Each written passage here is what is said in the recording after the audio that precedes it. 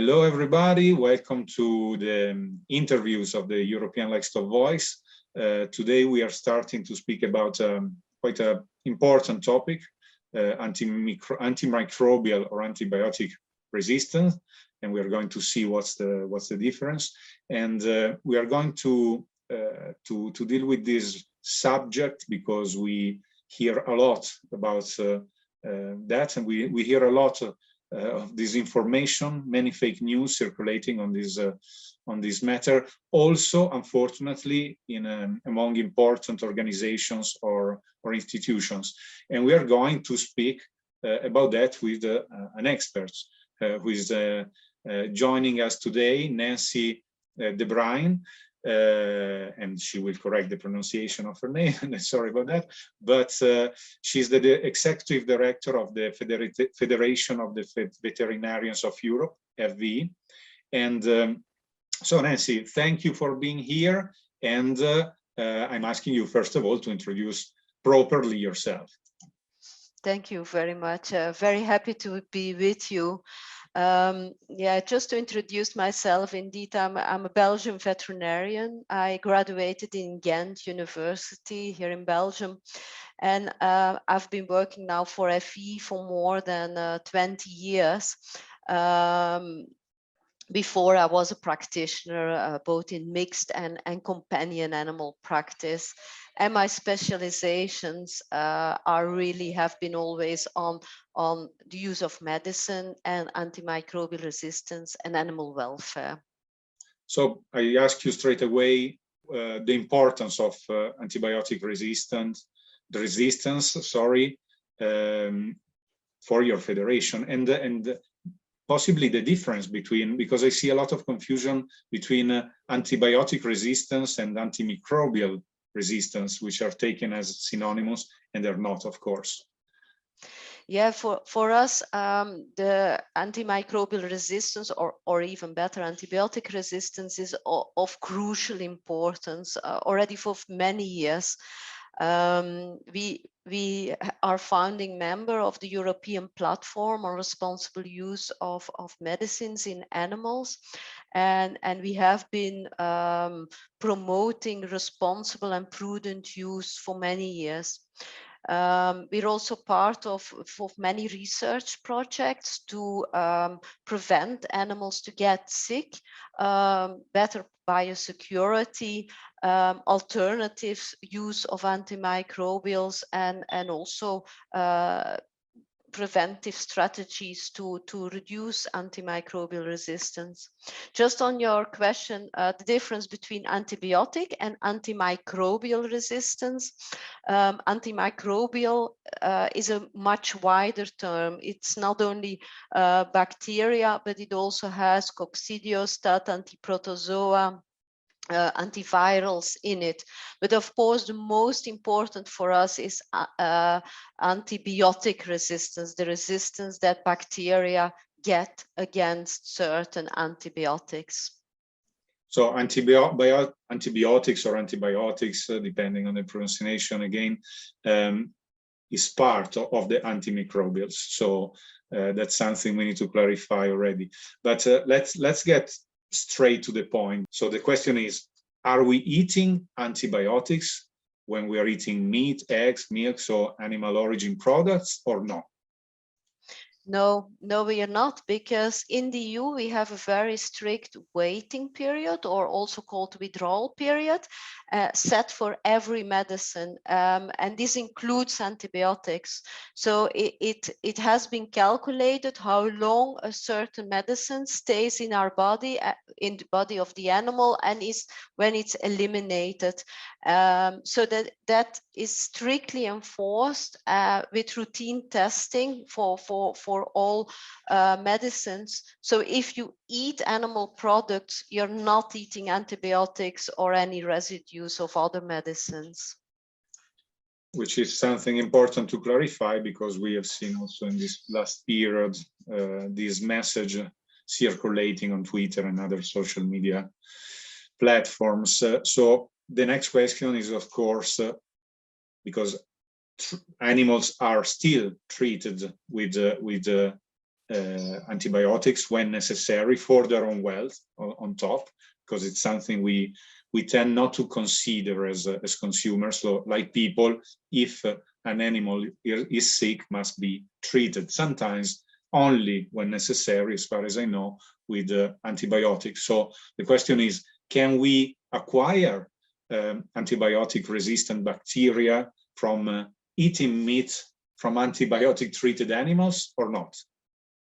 Well, it should be realized that humans, animals, and our environment is one. We all live in the same ecosystem, and this means we can exchange bacteria and also resistant genes from animals to people, but also from people to animals, for example. And the same applies for food and the environment. So in principle, it is possible to get antibiotic-resistant bacteria from eating meat products. However, if we look at all the ways bacterial resistance can spread, this is not a very likely route. If we look at the total burden of human infections with antibiotic-resistant bacteria, these are associated mostly with human patients and healthcare settings. And this is logical, of course, because these are the places where antibiotic treatments has been given to people, and use of antibiotics is correlated with resistance. If we look at the risk of human resistance coming from treating animals with antibiotics, the biggest risk is for people who are in very close contact with animals, for example, farmers. But regarding food, the risk is really low, especially if good kitchen hygiene rules are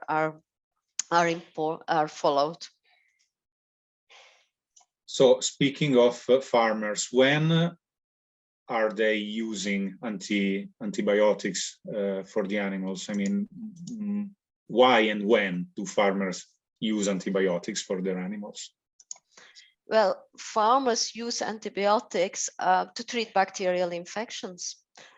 Because animals, like people, they can become sick, even if they're kept under the best condition, if they have the best feeding, the best housing, still, like us, we can become sick.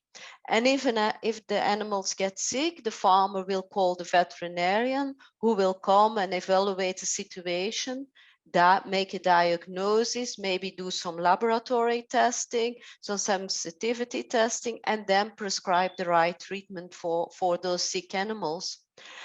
The use of antibiotics, and this is very important to know, is only allowed on veterinary prescription.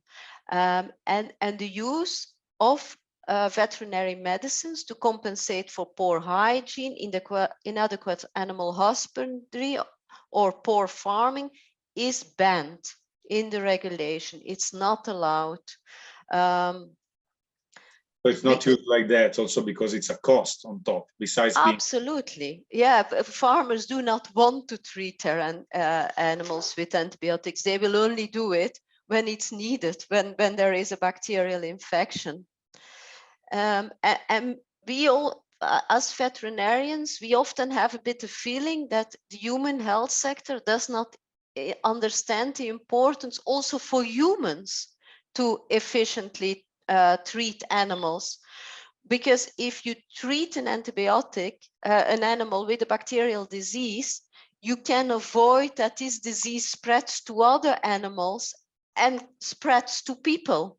So it is important to treat animals for animal health, animal welfare, but equally for public health. Yeah, makes sense.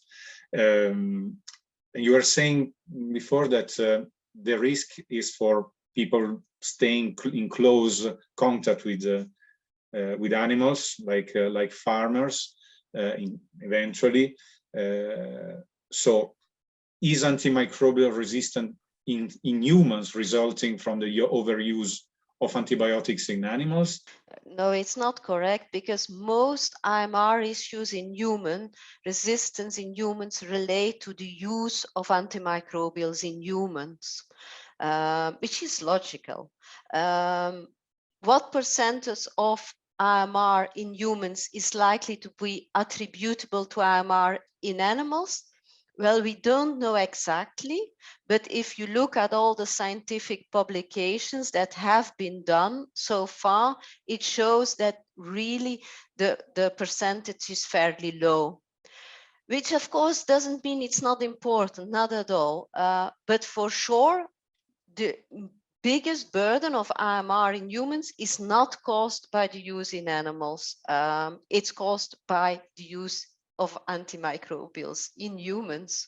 And it's especially related to healthcare settings, so hospitals or homes for elderly people, things like that, where there are a lot of vulnerable populations together who get more sick easily and are more treated with antimicrobials. For us, it's important, we should stop this fight among sectors. We're all in the same boat. We need to work on improving our health systems, both on the human side and on the animal side, to reduce the need to use antimicrobials. And with that, that's the only solution, working together to have less antimicrobial use in people, in animals, because healthier people and healthier animals need fewer antimicrobials. You touched a very important point, so the necessity to work together and to stop this kind of fight between sectors. So I surely don't want to get there, but as far as I know, there was a massive reduction in antibiotic use in Europe, at least, so in the European livestock these last years.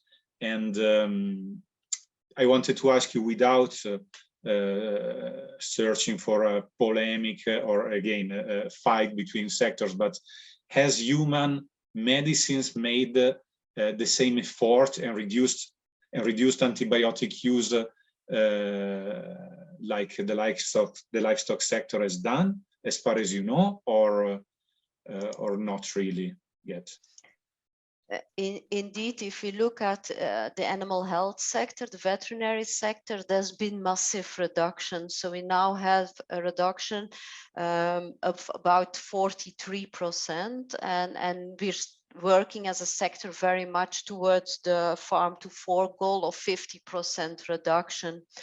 But what is even more important is we see in the animal health sector that we have this massive reduction of antibiotic use, but we also have a reduction of resistance. And this is the real goal, of course. We want to see resistance going down. And with this massive reduction in the animal health sector, we show it's possible. So antimicrobial resistance is reversible. Now, if we look at the human field, and there also the antimicrobial consumption is reported every year by ECDC, the European Centre of Disease Control, in what is called the ESAC-net. And they split it up in community use and hospital use, and all the reports are on their website. Now, last year they also had a decline in the human use of antimicrobials, and potentially caused by the pandemic, with more people staying at home, stricter hygiene rules, and as such less people getting sick. But overall, the reduction we see in the human use has not been at the same level at all than in the veterinary field. So we need to work together. I take 2 more minutes of your time to ask you one thing. I take the opportunity to have you here because another myth circulating a lot still is the fact that antibiotics are used in farms to artificially promote, let's say, the growth of animals. So we know, for instance, that in Europe, growth hormones are forbidden in the cage, so since many years are not present anymore. I think they're even not produced anymore in Europe, so that's something we hope people know. But antibiotics, is it true that they're still used as a growth promotion? of animals? No, not at all. They're banned in Europe since 2006. So we're also surprised that sometimes people still say that, but it's not used at all.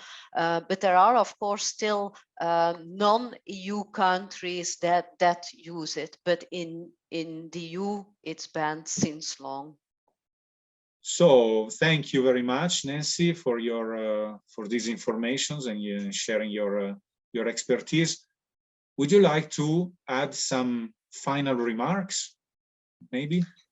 Well, thank you very much. And yeah, well, unfortunately, no miracle solutions exist to fight AMR and this silent pandemic. But what is important is we need to move away from oversimplification, buzzwords, and blaming other sectors. We need to fight AMR in all sectors where antibiotics are used. And we need to do it based on science. And for that, it's good that the European Union put so many DG research projects on it. Another thing is we shouldn't forget the global aspects. Diseases do not respect borders. Resistance doesn't respect borders.